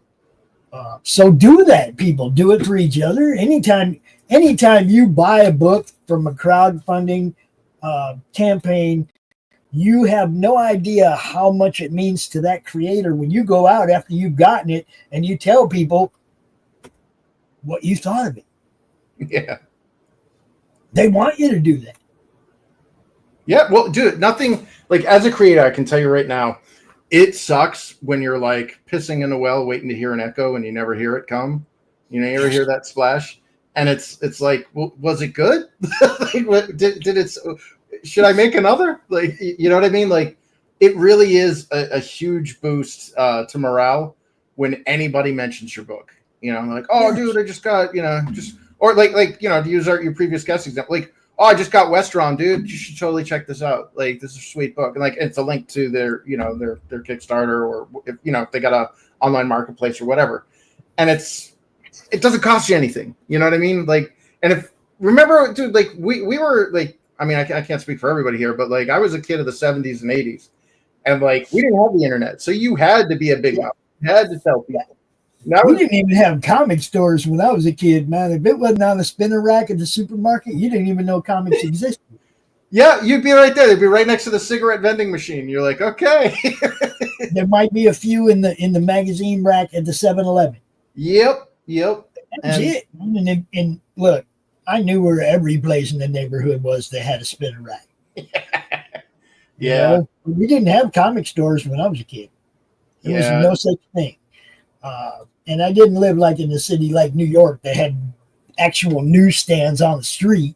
Yeah, that's true. Which is where the term newsstand comes from, everybody, as opposed to direct sales. Yep. Okay, they used to go to them newsstands on the street corners, right? Dude, it was impossible to get an intact storyline too. I got Airax, Son of Thunder 3 and 7. I'm missing 1, 2. Like, oh, damn it. Yeah, that was my first issue with comics. Okay, I saw Defenders 10, which is the tail end of the crossover between the Avengers and the Defenders fighting for the Evil Eye, right? It's a 3-month crossover between the two titles, going back and forth. Defenders like 115 to 118, and like Defenders 6 to 10 or 6 to 11, something like that. But I find this book at the end of the story arc, right? Mm-hmm. And back then you couldn't just go find. There were no dollar bins. There were no boxes. There were no comic book stores that had last month's shit, right? All there was spinner racks with last month's stuff crammed in the back of that slot because they put all the new stuff in front of it. Yep. Yeah. Oh, dude, remember that pulling through all of them? Oh, yes, that's what I'm saying. To get that whole storyline, which was 3 months previous, when I found new, dude, I went through like 15 or 20 different spinner racks, digging through every slot in the back. A couple of them that I got were just like destroyed because they'd been crushed and bent and shit. I didn't care. It was the only one I could find. Yeah, I've had that happen. Story, I'm trying to get the whole story. It was crazy. Yeah, well, dude, trade paperbacks weren't even a thing back then. No, nothing. That's what I mean. You didn't. You browsed through spinner racks to find books. You did. Well, we're showing our age. I ain't afraid to tell everybody I'm about to be 62. I was born the same month. Hold up now. I was born the same month as Avengers #1. Oh, wow. X-Men #1. There's a few, man. I at one time aspired to collect all the books that were published the same month I was born until I went and looked at them. Wow. And I realized I'll never be able to afford all these books. Because it's like, man, it's a bunch of #1s that are like really expensive today. Oh, yeah. September 1963 was a huge year in comics. A huge month in comics, right? Oh, yeah. Yeah, Marvel blew up then. Yeah. Oh, it's crazy, man. It's like, and I aspired at one point, I'm going to have everything that was published the month I was born. No, I'm not. As soon as I looked at the list, I was like, yeah, you're fucked. yeah, this ain't happening. You could hear your wallet screaming. Like, No, my wallet shriveled up and like crawled up in my pocket. Yeah, I ain't even playing. I ain't even playing.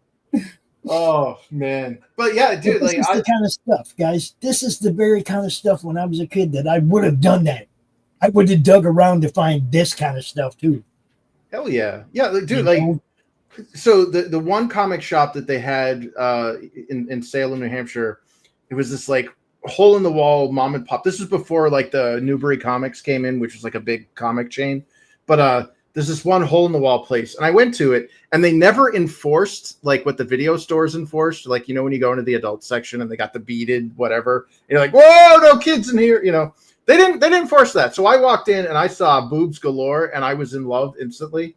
And yeah, I grabbed like I think that's what made me a fan, and I hate to say it, and I know it's making me shallow sounding like this, but like Wendy Peeney's art, like when she drew ElfQuest and there were just boobs everywhere, dude, I had to have all of them. I was this like, you know, hormonal little pubescent kid, and I'm like, I'm grabbing this, I'm grabbing Metahelon or what is it, heavy metal.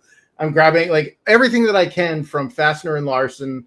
All of like the Soroyo, you know, all the awesome airbrush artists, and yeah, like honestly, like that was my foray into like the adult comics when I was like 12 or 13, and it was just like ElfQuest this or the Metahelon or the Den or Druna or their Quadrant, like all those books, dude, like. A lot of my friends that were into comics are like, you get some weird ass stuff. Is that like European or something? Like, I don't care. There's boobs in it, man. This is awesome. And I stuck around, you know, I came for the boobs, stuck for the story, and they were great. I had 2 different boxes of comic books, bro. I had the one mom could see and the one mom couldn't see. We had Superman and all the nice heroes in the one box, right? The one on top that she'd open up first and look, you know, okay, it's okay, just walk away. The one on the bottom, Freak Brothers, Heavy Metal, High Times. Yeah. Oh man, but dude, like that was weird. It's like that got me into like the weird stuff, and then like. I had friends that were like, "Oh, dude, you're into comics," and I'd like try to like you know, I use them as like drawing guides because at the time I was young and I still had full use of my hands, so I was deluded into thinking I could be an artist. So I was like using comics as like a means to like try to copy the drawings. And one of my buddies is like, "Oh, if you're gonna like that, or if you like that, you're gonna love this," and he gives me a copy of The Crow. And that was the first time where I was like, the art sucked. But the story was insanely good. Like the story more than made up for it. And I was like that's what made me want to be an artist. Was I was like, I could do better than this. You know, I really couldn't. But like the ego of my youth, I was like, I could do better than this.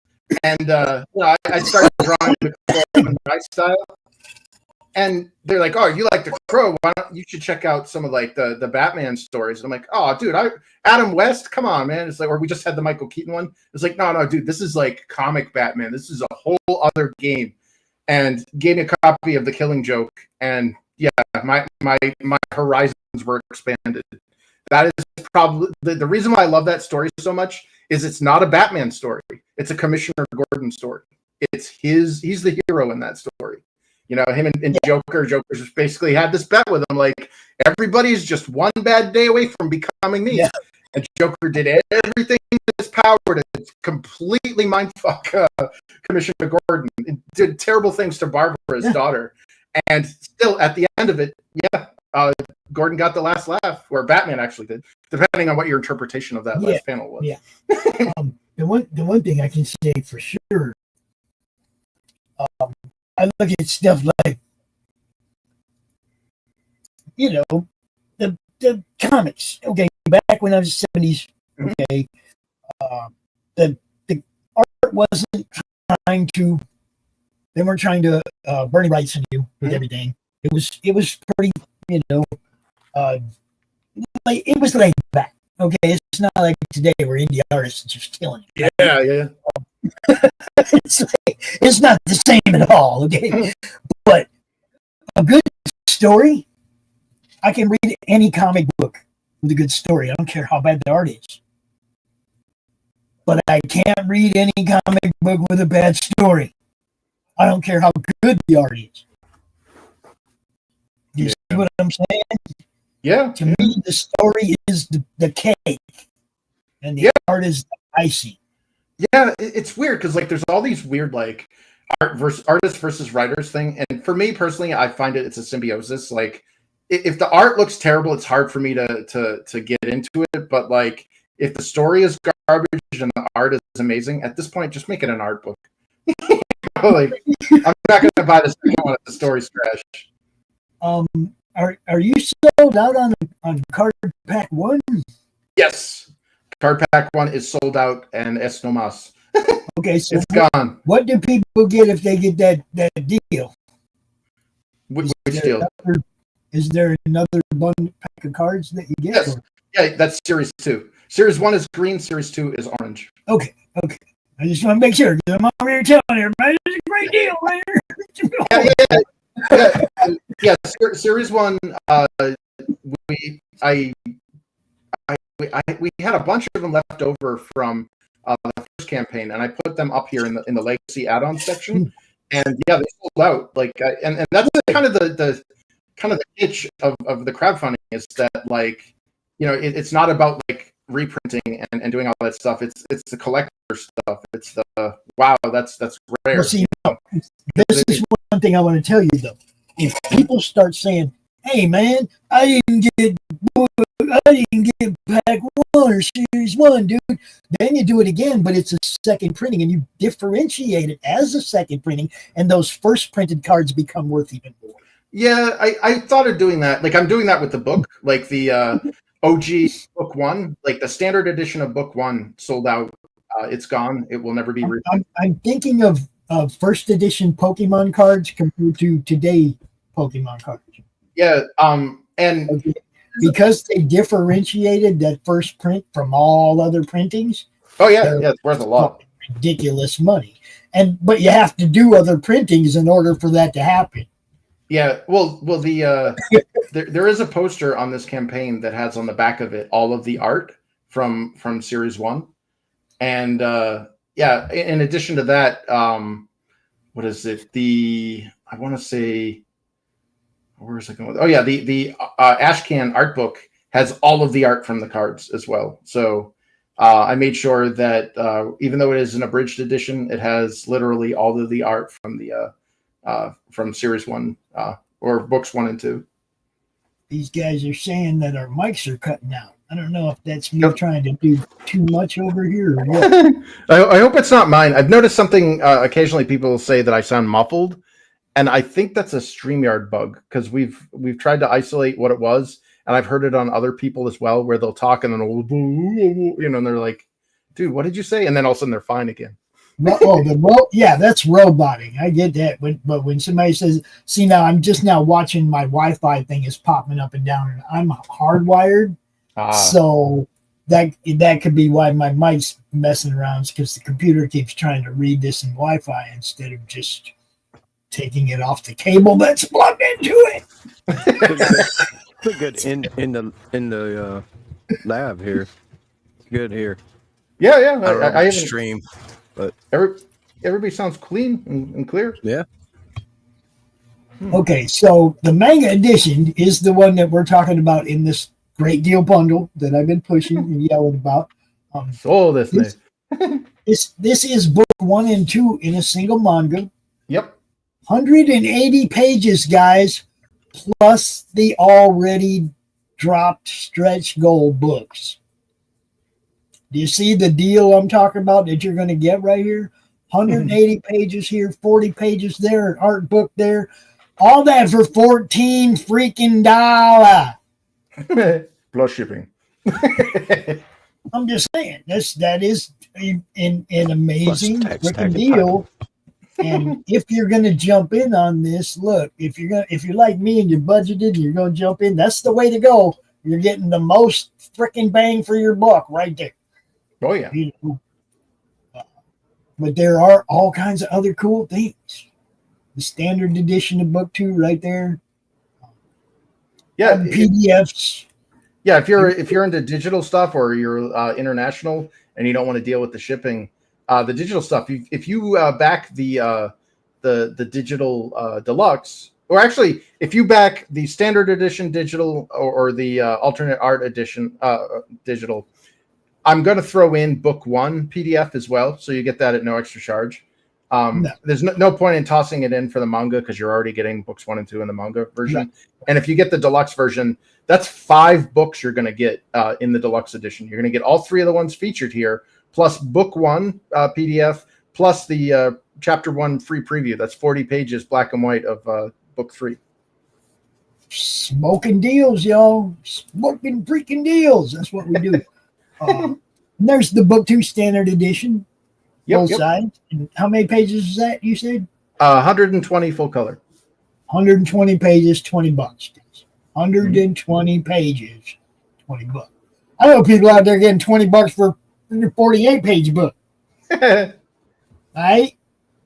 Yeah, content is king. I want people to feel like they got their money's worth. And this is the alternative art book, 40 pages, you said, right? 120 pages. Yep. Oh, the art book is 122? Oh. No, that's the alternate art edition. Oh, okay. I see. Yeah. The art book is a stretch goal. If you want, I can show you what's in store for them because I have a proof already printed, but I can show you what I have for a flip book, so it's already composed. Oh, there you go. See, Mustafa already backed you, bro. Oh, sweet. Just like that. Just like that. Hell yeah. Pulling up in there. Standard book 1 and book alt 2. Nice. Thanks, man. I hope you enjoy it. and please use the survey. And see, this is another thing about bouncing fan bases off each other, okay? Mustafa come here to see Shawn. Mm-hmm. He was a fan of Westron. He was here like 40 minutes early in the chat. Right? And now look, we just bounced 2 fan bases off each other.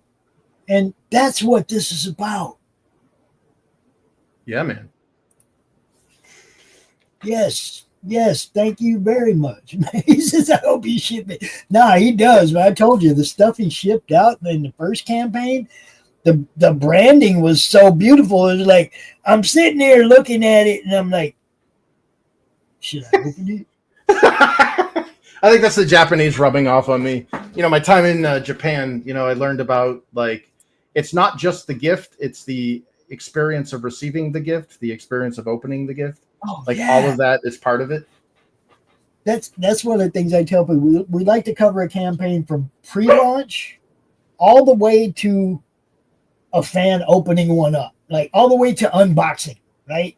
I want to cover your whole campaign. I want to talk about it before it comes out. I want to be there when you launch it. I want to be there telling people about it all the way through the campaign. I want to be there at the end when you only got an hour left. And I want to do an unboxing stream when it gets here. Oh, I want to tell people about your campaign from day one till I can show them the finished product, right? That's the kind of, that's my favorite kind of people to promote. Is the ones I get to follow. I get to follow them all the way from point A to point Z. Well, I'll tell you, man, as a creator, my 2 favorite parts are the unboxing. Like, if anybody ever makes like a video, like, hey, look what I got. Let's look inside, because it is an experience. And then the other is just reviewing it, like reading it and being like, giving an overview. Like, I don't know if you know who Damien DuPont is, but he did this hilarious overview of book 1. And it's like, it's totally spoiler filled and everything. But he got the story, you know what I mean? And like, as a storyteller, it's awesome when somebody like gets the story that you're trying to tell. And so they're like, I have no idea what they're trying to do with this, I actually remember, I think I remember you talking about that. Back in the beginning, and it was like, you're telling people to go watch this, but you're going, but there's all these spoilers, and I'm like, I can't watch it if there's spoilers. yeah, well, like, that's what I miss about being a kid, is geeking out about the stuff I like, and I love, like, I love now that we got social media and YouTube and all this stuff. Like, it sucks that there's all these weird, like, faux pas, this weird, like, cloud, or like oh no, you offended this creator because you said you didn't like this or whatever. And now there's like, yeah, oh my God. But like, goodness. but like, I would prefer, like, dude, I work in UX, so my bread and butter is, criticism. So I like when people talk about the stuff, and I'm not here to just get praised because, like, if it's just praising, I'm not going to grow as a creator. If they're like, oh, this is the most amazing book I've ever read, and there's nothing that you need to change. Well, then the story, me as a creator is never going to grow. You know what I mean? Like, I need you kind of did this a little rough, or you could have done this in 5 pages instead of 120. But I like that kind of criticism. If you don't feel comfortable saying it on camera or on social media, that's what the survey is for. It's an anonymous survey, and you can just, dude. When I was making my tabletop role-playing game back in the 90s, I'll tell you, nothing prepares you for criticism like a bunch of 10-year-old kids telling you your product sucks and you can't punch them in the face. Oh, that's the best. It's grandkids, Like break it on purpose. Like, this sucks. Well, they cap on me about everything, dude. They cap on me about my hair, my beard. They're gonna break a hip. They know damn well I go out there and I'll smash them in the field, and they're like, "You're gonna break a hip."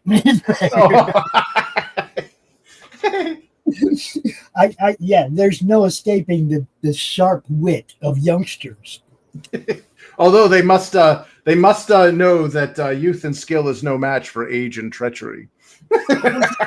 This is the funniest thing. It's like both of my grandsons have friends that say, "Man, you got the coolest grandpa in the world."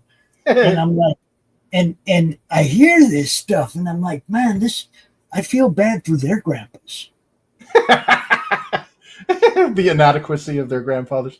I mean, I feel bad for their grandpas that their own grandsons don't think they're the coolest grandpa in the world. Right. Be the coolest grandpa in the world to your grandkids, people. There you go, bro. Yeah, that's a life goal right there.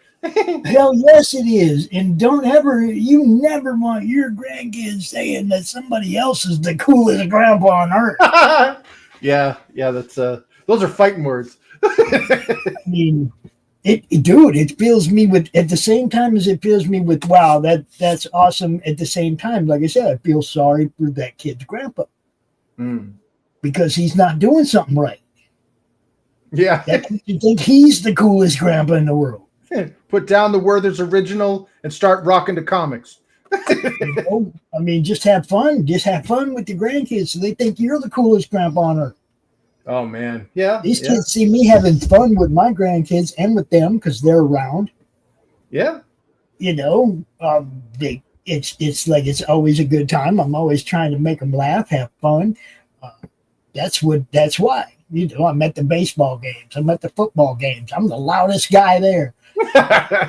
Nice. One of the kids, my grandson missed a practice last year because his other grandpa was sick. Mm-hmm. And he showed up the next practice, and he's like, and everybody's like, "Hey, is your grandpa okay?" And he was like, "Oh yeah." And there's like, "It ain't the grandpa that always comes to games, is it?" And he's like, "No, it's the other one." And cool, because I'd be really sad if it was that one.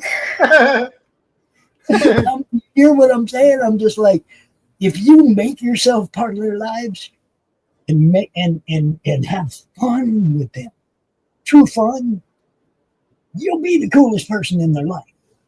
Oh yeah, yeah. That's kids or grandkids.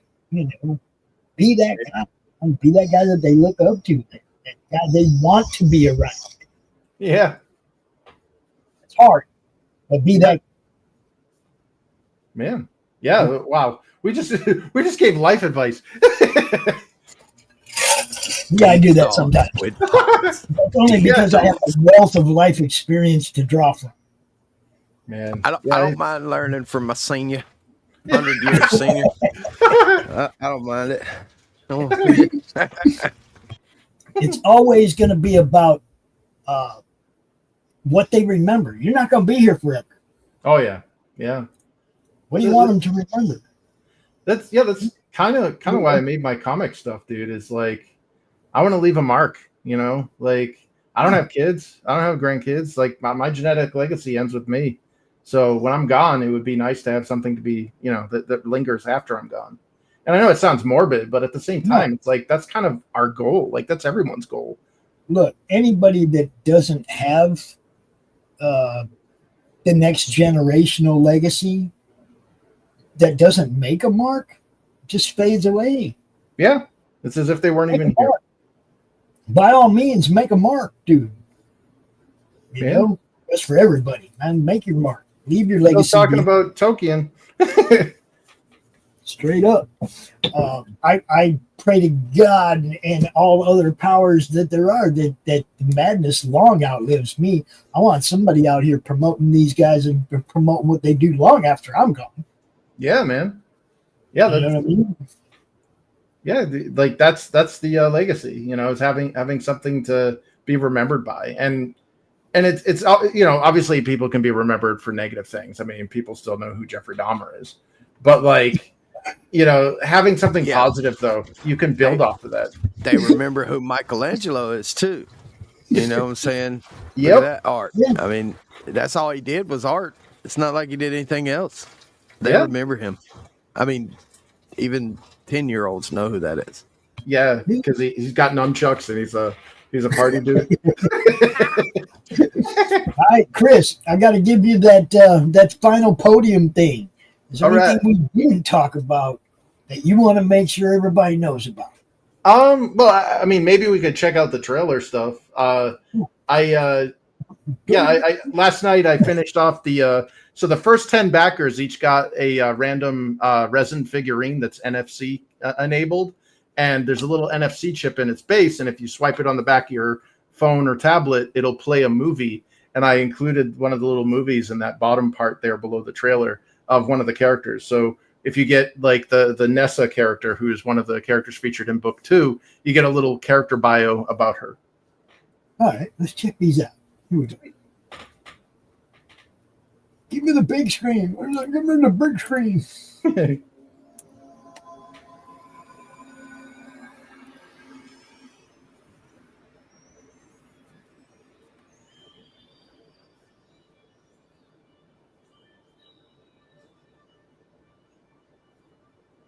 Knowledge is like a seed.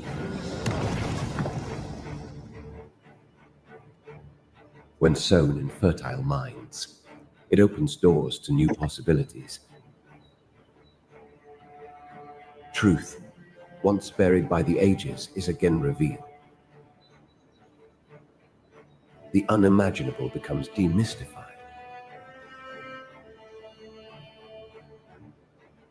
New wonders are discovered that transcend the limitations of previous understanding.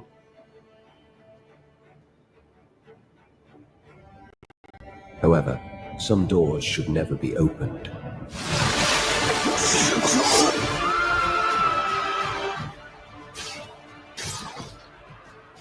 Our tale continues with the divergent paths of our heroes. As a naive king toils with ancient powers beyond his control, a grieving queen makes a fateful decision that forever changes their world.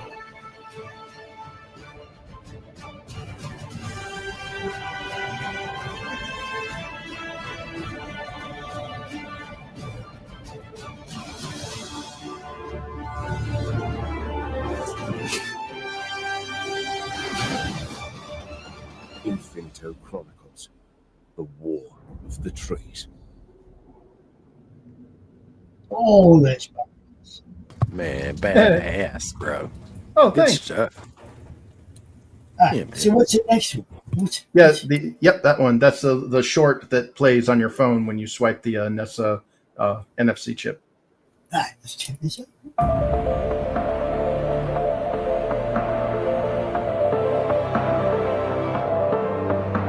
Nessa, the lone survivor of an Alfar wild hunt massacre, this fawn orphan was taken into Galenar's tribe after being discovered alone in the wilderness. Though left mostly mute by the trauma she had endured, Nessa has blossomed into a highly skilled herbalist under the guidance of her new tribe's shamanic elders. When her adoptive brother, Onan, returned to the village with Alfar captives, she found herself face to face with the horrors of her past.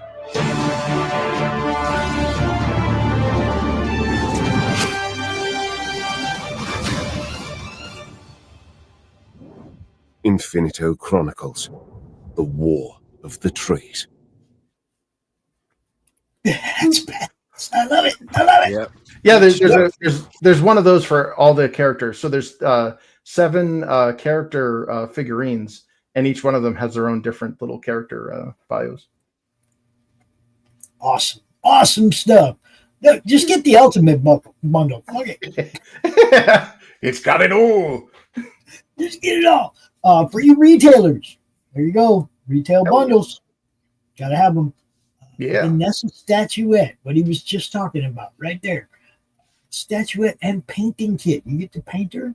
Yeah, you get all the paint brushes, the paints, the mixing stuff, everything included in the box. And she's pre-primed. Nice. There you go, guys. 5 of those are gone. Sweet. The water leaper statuette. Yeah. Only one of those are gone, and it glows in the dark. Come on, guys. Yeah, I'm not responsible for any radioactive exposure. That sucker glows, man.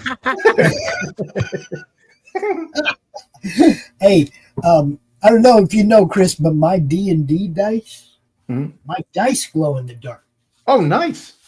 They were custom made by Frog G. Hell yeah. They're glow in the dark green with red numbers. And they even came in a little glow in the dark case, dude. Nice. Were they themed after Crom? Oh yes, they're my Crom dice for sure.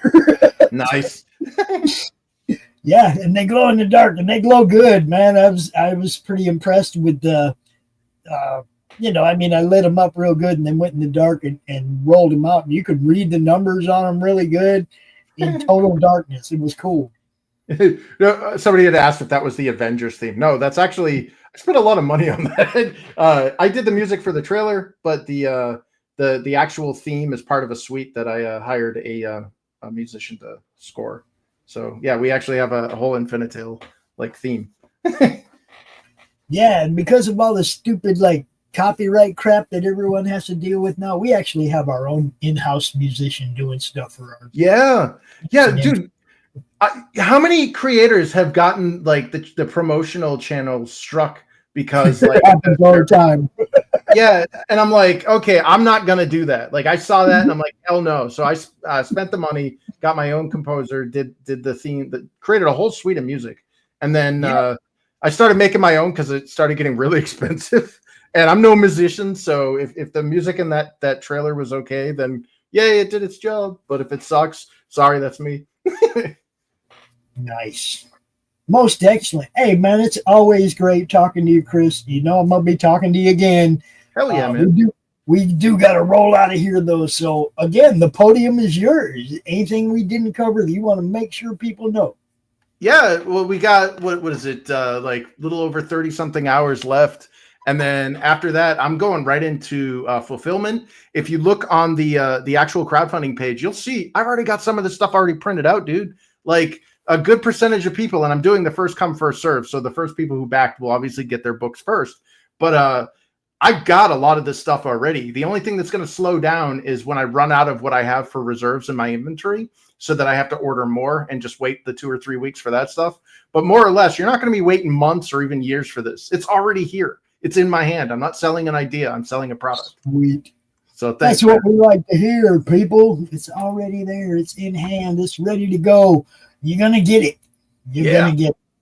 Oh, where did we go? We went right there. He disappeared in us. Nani? InfiniteTaleChronicles.com, you guys. Go check it out. And awesome stuff, Chris. I mean, I really enjoy learning about your little story here, man, because it is pretty intriguing. Thanks. Man, I've got a daughter that loves to run through manga in a night, so I might just have to back it and see what she thinks. Arigatou gozaimasu. Because a child will tell you the truth. Yeah, man. So there we go. Awesome. Thank you. I ain't got a ton of time to play a whole bunch of ads. You know we love all our people. We love Levi, Galaxy Memorial Park, Gloria and Patton, Pale Rider, Slaughterville, RJ Critical Blast, Zaf, everybody, Chris, Cindy, Kep, all of our cool ass people. We love all you guys. Flip City. And, sponsors, all of you. You guys rock.